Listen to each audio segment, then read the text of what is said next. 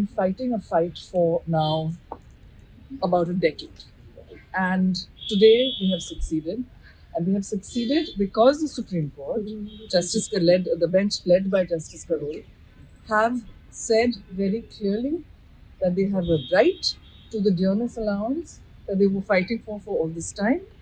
That from 2008 to 2019, the arrears must be paid, and to ensure that the work is done and that the arrears are paid and this judgment does not remain on paper, what they have done is set up a committee led by Justice Indu Malhotra, who is a former Supreme Court judge, and two other judges, to ensure this is done. And now they have listed it also for compliance in there.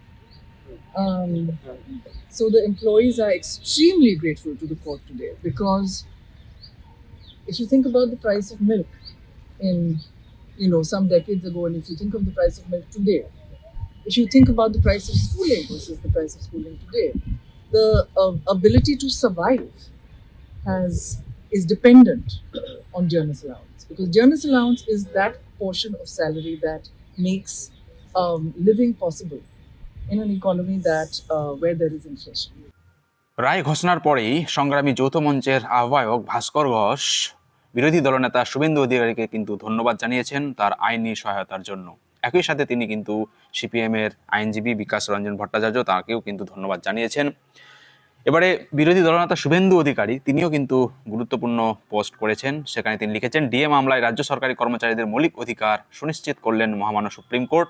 আজ মমতা বন্দ্যোপাধ্যায় ভুল প্রমাণিত হলেন। নিজের দায়িত্ব এড়িয়ে যাওয়ার জন্য বারংবার বলে এসেছেন যে ডিএ কর্মচারীদের অধিকার নয়।